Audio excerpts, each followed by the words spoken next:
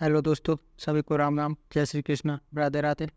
जैसा कि हमने पहले ही सूचित किया था कि हमारी क्लास है 1 अक्टूबर शाम 7:30 बजे से स्टार्ट होंगी। तो आपको सूचित किया जिस हिसाब से आज क्लासें स्टार्ट की जा रही हैं। और क्लासें स्टार्ट करने से पहले वही श्री गणेशाय नमः का जाप करते हैं एक बार। तो श्री गणेशाय नमः। आज हम बता दें आपको कि आज से हम ज्योग्राफी स्टार्ट करना चाहते हैं। ज्योग्राफी स्टार्ट करेंगे आज से हम, राजस्थान की ज्योग्राफी।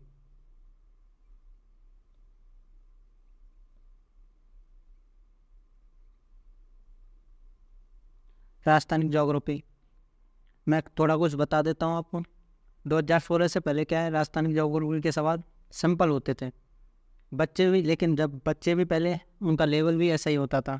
लेकिन और पहले क्वेश्चन कैसे आते थे, राजस्थान की जैसे राजधानी क्या थी, और बच्चे पेपर के दबाव के कारण जोधपुर करके आ जाते थे। और अब भी करते हैं बच्चे, जैसे कि पूछा जाता है क्वेश्चन के कन्फ्रेंस क्या है राजस्थान का, तो रोएड़ा करके आ जाते हैं। सागवान क्या है राजस्थान का, तो खेजड़ी करके आ जाते हैं। ऐसा पेपर के दबाव में हो जाता है। लेकिन आज राजस्थान ज्योग्राफी, लेकिन हम स्टार्ट करेंगे। राजस्थान ज्योग्राफी इतनी टफ नहीं है अभी। जैसे प्रश्न आ रहे हैं तो हमें डीपली पूछा जाता है, इसलिए हमें डीपली पढ़ना होगा। पहले क्या है, 45 से 50 घंटों में पूरा सिलेबस हो जाता था, लेकिन अभी 90 से 100 घंटे लगते हैं और फिर भी हो नहीं पाता है। पहले सवाल सिंपल होते थे, वन लाइनर होते थे, लेकिन अभी सवाल ऐसे आते हैं कि सत्य असत्य पहचानिए। लेकिन हमें सत्य का पता होगा तभी तो असत्य पहचानेंगे। हमें सत्य का ही नहीं पता होता है, तो इसलिए हमें डीपली पढ़ना होता है। और क्वेश्चन कैसे आते हैं, जैसे कथन और कारण के आते हैं। कथन कारण पूछ लेते हैं सवाल में, तो कहीं ना कहीं फिर हम फंस जाते हैं उनको। तो हमें गहराई से पढ़ना है थोड़ा। बस राजस्थान ज्योग्राफी हम स्टार्ट करते हैं आज। ज्योग्राफी का मतलब क्या होता है, ज्योग्राफी का भूगोल, ज्योग्राफी को भूगोल कहते हैं नहीं, लेकिन ज्योग्राफी का मतलब होता है, जियो का मतलब होता है पृथ्वी, और ग्राफी का मतलब होता है वर्णन, तो पृथ्वी का वर्णन करना। आपको मैं बता दूं, ज्योग्राफी और जूलॉजी सेम सेम से, लेकिन जूलॉजी का मतलब क्या होता है, कोई बता सकता है? जूलॉजी का मतलब है, जूलॉजी को वैसे हिंदी में क्या कहते हैं, भूविज्ञान। जूलॉजी का मतलब है कि पृथ्वी के अंदर क्या है, पृथ्वी के अंदर क्या है उसके बारे में जानकारी मिलती है जूलॉजी में। जैसे ब्रह्मांड, सूर्य, तारे, धूमकेतु के बारे में अध्ययन करना होता है। और ज्योग्राफी में, ज्योग्राफी को हिंदी में क्या कहते हैं, भूगोल। ज्योग्राफी के बारे में पृथ्वी के ऊपर क्या है वो पढ़ना होता है, जैसे नदी, नहर, समुद्र, झील, पहाड़, ज्वालामुखी, उन सभी के बारे में पढ़ना होता है। और राजस्थान ज्योग्राफी बहुत बड़ी है, आपको भी पता है, लेकिन हम क्या उसका हल्का अंश पढ़ते हैं, इतना ही पढ़ पाते हैं। तो राजस्थान ज्योग्राफी हम स्टार्ट करते हैं। पहले हम क्या पढ़ेंगे, राजस्थान की सामान्य जानकारी से स्टार्ट करेंगे।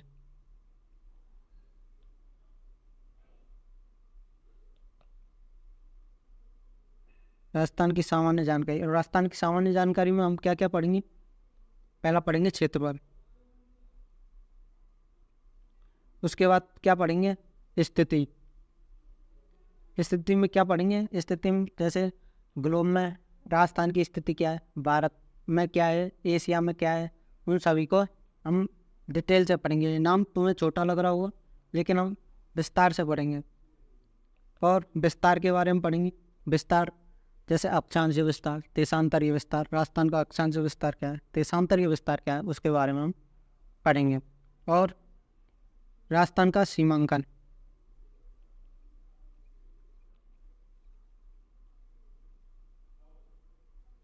राजस्थान का सीमांकन, जैसे राजस्थान का सीमांकन पढ़ेंगे, जैसे कि मतलब पाकिस्तान से कौन कौन से ज़िले लगते हैं, अन्य राज्यों से कौन कौन से ज़िले लगते हैं, अंतर्वर्ती ज़िलों के बारे में पढ़ेंगे, ज़िलों के बारे में पढ़ेंगे, 50 ज़िलों के बारे में पढ़ेंगे।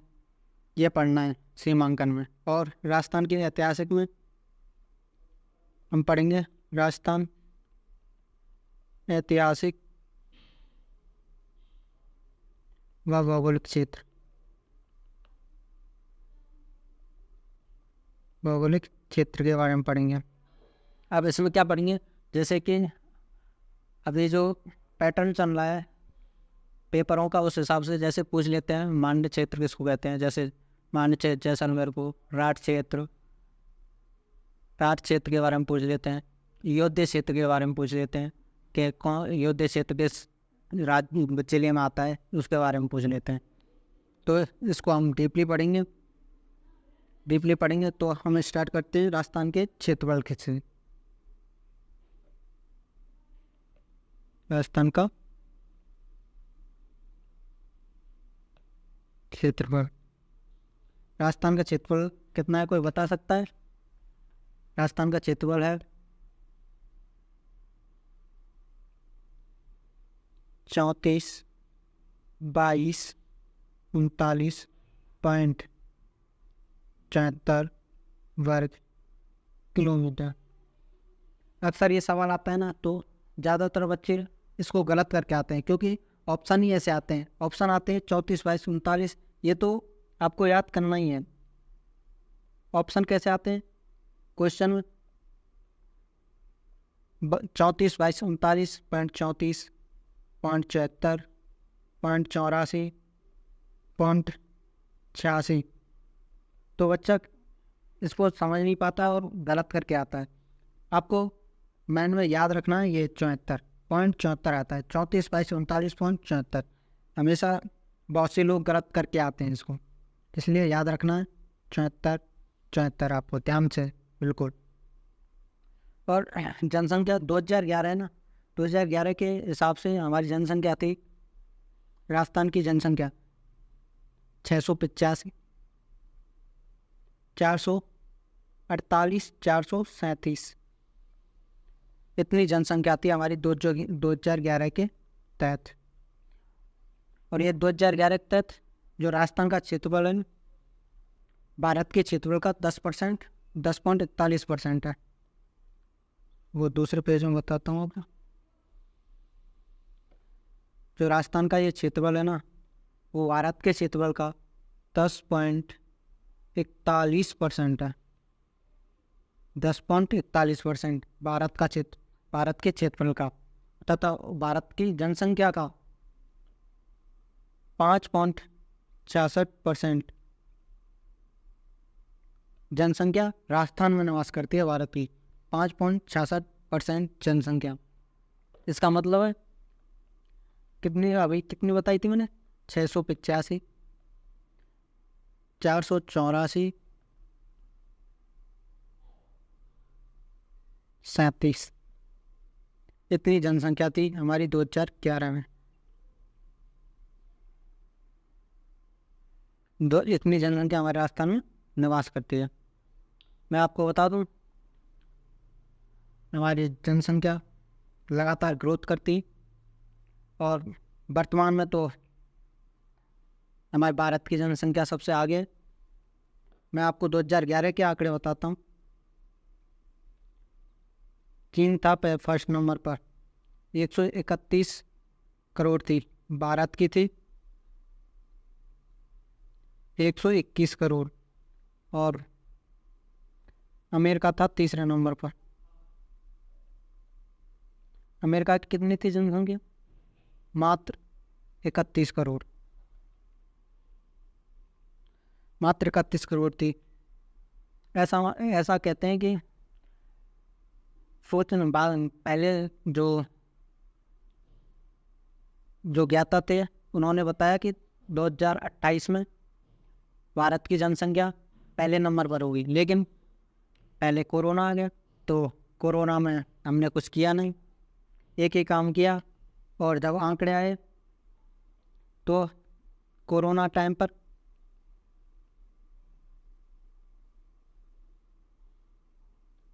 कोरोना टाइम पर 42.86 करोड़ इतनी जनसंख्या हुई भारत की, और ये आंकड़ा फर्स्ट है, पूरे विश्व में हम फर्स्ट हो गए। ऐसा मानते हैं कि जब भारत में जब कोई अकाल पड़ा है, चाहे कोई भी महामारी आई है, तब तक हमारी जनसंख्या बढ़ी है। और कुछ काम करते नहीं, बस जनसंख्या पर काम करते हैं। और जनसंख्या बढ़ने का मैं कारण भी बता देता हूँ। जनसंख्या वृद्धि के कारण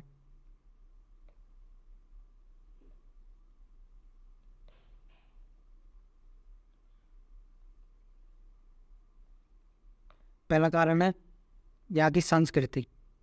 भारत की संस्कृति ऐसी है कि हमारी जनसंख्या ग्रोथ करेगी। किसी ने अगर पढ़ा हो ना हिंदू विवाह अधिनियम 1955, तो उसमें साफ साफ लिखा है कि हिंदू धर्म में जो पैदा हुआ है ना, उसे विवाह करना होगा। और सृष्टि और विवाह क्यों करना होगा? क्योंकि सृष्टि में नए जीव की उत्पत्ति हो सके। ये साफ साफ तो बताते नहीं कि बच्चा पैदा करना है। एक तो यह कारण है। और दूसरा कारण है जलवायु। हमारी यहाँ की जलवायु ऐसी है जो सभी को सूट करती है। जलवायु अगर हमारे मरुस्थल, भारत के जो मरुस्थल की जलवायु है ना, अगर सारा मरुस्थल जैसे जलवायु होती ना, तो कोई निवास नहीं करवाता। लेकिन हमारी जलवायु मरुस्थल की बहुत अच्छी है। लेकिन पहले क्या होता था मरुस्थल में, हमारे में मरुस्थल की दशाएं थी कि तीजो कोरियो 8 काल, मतलब ये परमानेंट एड्रेस था कि 3 साल में छोटा काल आएगा और 8 साल में बड़ा काल आएगा। लेकिन जो अभी IGNP जो परियोजना आई है ना, उससे मरुस्थल हमारा की जो दशा है वो अच्छी हो गई है। और मैं बता देता हूँ आपको अकाल के बारे में थोड़ा। पग पूंगल दर कोटड़ो बहु बाड़मेर, जोया लादे जोधपुर ठायो जैसलमेर। ऐसा कहते हैं पहले कि जो अकाल के पैर होते हैं ना, वो पोंगल में पाए जाते थे, और जो दड़कन है ना, वो कोटड़े में पाए जाते थे, और जो भुजाएं होती है वो बाड़मेर में। अगर किस अकाल को ढूंढने जाएंगे ना, तो वो जोधपुर में पाएगा। और अकाल का जो परमानेंट एड्रेस था ना, वो जैसलमेर था। परमानेंट एड्रेस जैसलमेर था। लेकिन अभी वर्तमान में मरुस्थल में हमारे में IGNP परियोजना आई, जिससे हमारे मरुस्थल की 19.65 लाख हेक्टेयर भूमि सिंचित हो रही है। और मरुस्थल, जो हमारा मरुस्थल है ना, थार का मरुस्थल, जो विश्व में सबसे ज़्यादा विकसित मरुस्थल बन गया है, क्योंकि यहाँ जल आ गया है। जल से यहाँ पे जनसंख्या वृद्धि हुई है। जनसंख्या वृद्धि होने, संसाधन भी बढ़े हैं। और साफ सी बात है, जल है तो कल है, नहीं तो अपन यहाँ से चला है। बातें ही हैं। अब तीसरा पॉइंट है चिकित्सा।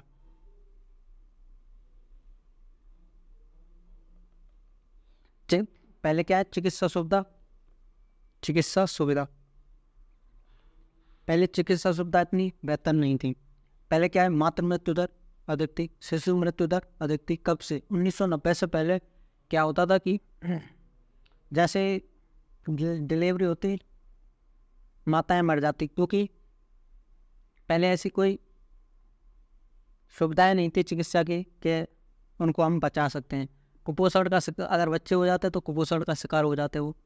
और पहले ऐसे बूढ़े बड़े होते ना, वो 5-5 4-4 विवाह करते थे। ऐसी बात नहीं कि उनको विवाह करना 5 मतलब उनमें कोई उमंग थी, ऐसा कुछ नहीं था। केवल यही प्रॉब्लम थी कि पहले चिकित्सा सुविधाएं ठीक नहीं थी। अभी चिकित्सा सुविधाएं बहुत अच्छी हो गई हैं।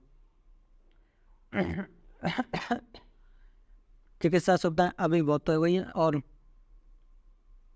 पहले होता क्या था कि 8-8 लड़कियां हो जाती थी, एक लड़का होता था, और उनमें से भी वो लड़का किसी कारणवश उसका देहांत हो जाता था। और ऐसा कहते हैं कि पहले ऐसा करते थे कि बूढ़े वाले पूछते थे कितने बच्चे हैं आपके, तो वो बताते थे कि 10 थे, उनमें से 5 गए, 5 रह गए। और इनकी आधी सी उम्र तो ऐसे ही निकल जाती थी बच्चे पैदा करने में। और ऐसा कहते थे कि अच्छा नाम रखने से बच्चे जीवित नहीं रहते हैं, तो पहले नाम रखते थे कच्चाराम, बगदाराम, अलग अलग ऐसे नाम रखते थे। और आपको बता दूँ, उनको 4-4 विवाह करना कोई अच्छा नहीं लगता, लेकिन करते थे। और देवी का रूप तो पहले भी ऐसा था और अब भी ऐसा है कि 5-5 तो क्या करते हैं, अभी एक को भी संभालना मुश्किल है। आपको एक बात बताता हूँ, देवी के बारे में चल आ गई है तो बात कोई बुरा मत मानना कि एक शांताबाई और दन्नाबाई थी, दोनों पानी भर रही थी कुएं से। दन्नाबाई ने कहा कि आज सरपंच है ना हमारे गांव का, वो कोमा में चला गया। और शांताबाई बोली सरपंच है कि वो तो कहीं भी जा सकते हैं, कोमा में क्या। तो ऐसे बोली थी हमारी देवियों। और देवियों के बारे में कहा जाता है शक्ति तो सामर्थ्य धनी, अजब निरालो वेश, तारो आगे झुक गए, विष्णु ब्रह्मा विष्णु महेश। तो ऐसा होता है। कुछ नहीं, टाइम खराब किया हमने थोड़ा सा, अब हम आगे बढ़ते हैं। तो आपको बता दूँ जो राजस्थान का उत्तर पश्चिमी भाग है ना, उत्तर पश्चिमी मरुस्थल, उत्तर मरुस्थल 33 सागर का भाग था पहले।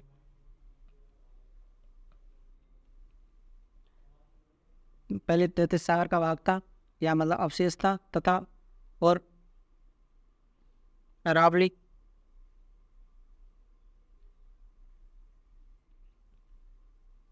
प्रदेश हुआ दक्षिणी पूर्वीय जो भाग है ना, वो किसका भाग था? प्राचीन गोंडवाना लैंड का।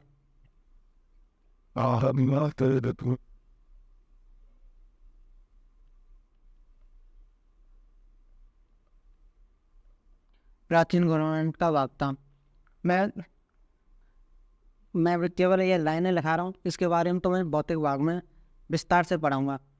जैसे कि ये भौतिक भाग, इसके संरचना कब की थी, काल कब था, युग, सब के बारे में मैं बाद में बताऊँ। क्योंकि जैसे मरुस्थल का विस्तार कैसे हुआ यहाँ पे भारत में, क्योंकि पहले जंगल था तब विस्तार हुआ मरुस्थल का, तो उसके बारे में मैं बाद में बताऊँगा, आपके विस्तार से बताऊँगा। मैं अब पढ़ता हूँ आगे। ये क्या है? यह है पृथ्वी। और पृथ्वी क्या है? कोई बता सकता है पृथ्वी क्या है? पृथ्वी है ग्रह। और इसकी जो उत्पत्ति हुई थी ना, उत्पत्ति हुई थी 4.8 अरब वर्ष पूर्व।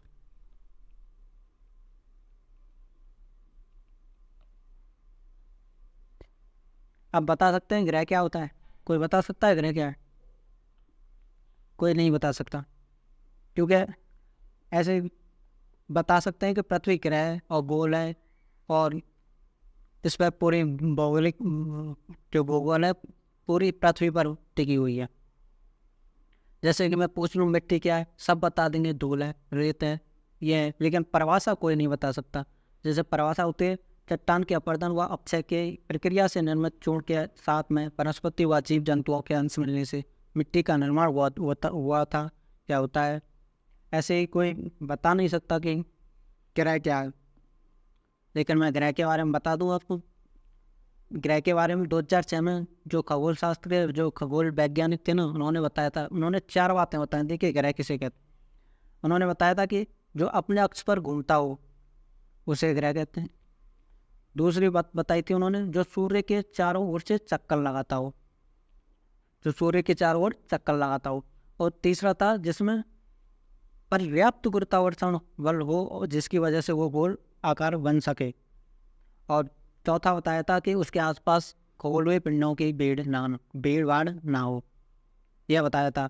और मैं आपको बता दूं, बहुत लोग कहते हैं कि पृथ्वी सूर्य से मतलब सूर्य का अंश टूट के गिरा था तो पृथ्वी का निर्माण हो गया।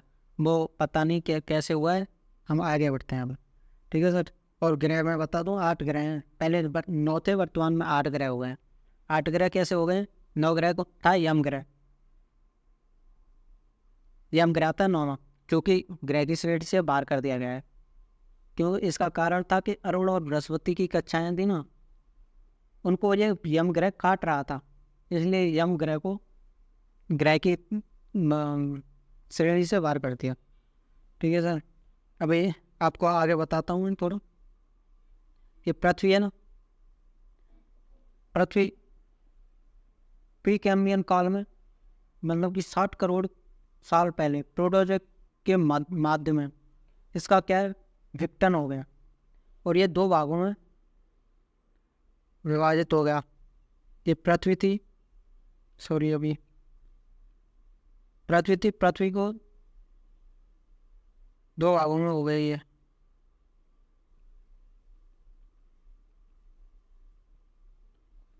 ये था पैंजिया।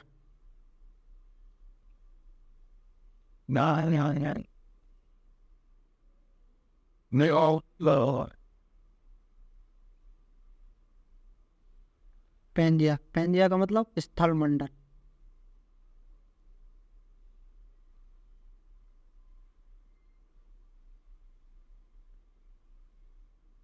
स्थल मंडल। और ये था पैंथालासा।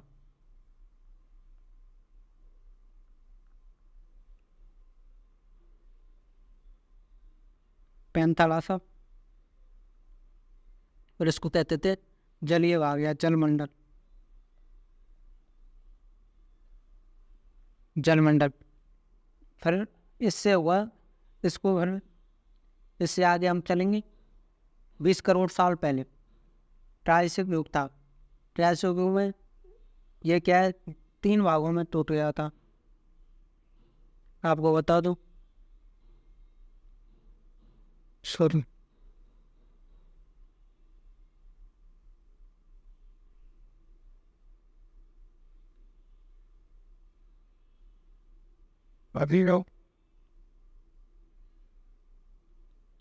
ये था तैतीस सागर। और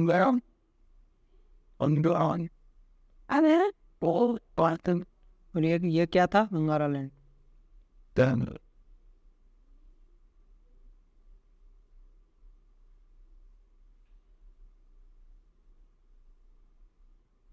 ये था अंगारा लैंड और ये था गोंडवाना लैंड।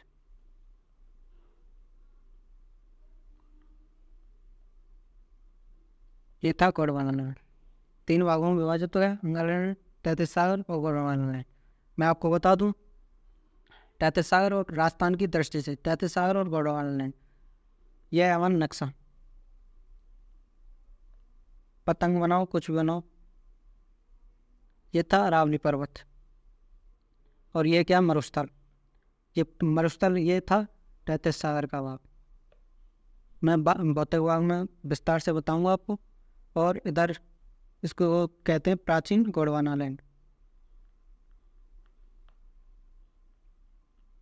प्राचीन गोंडवाना लैंड। मैं एक बात बता देता हूँ आपको।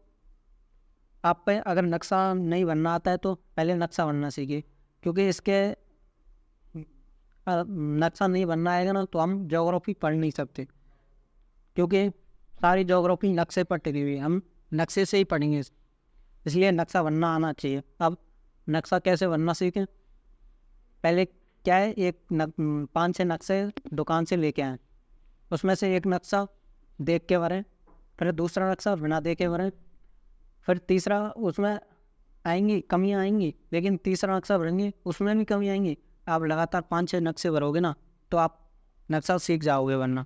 और कोई अगर रटना चाहेगा ना तो वो रट नहीं पाएगा, क्योंकि अगर कोई बोलेगा ना कि झालावाड़ कहाँ है तो फिर वो गंगानगर से स्टार्ट करेगा और झालावाड़ तक आएगा।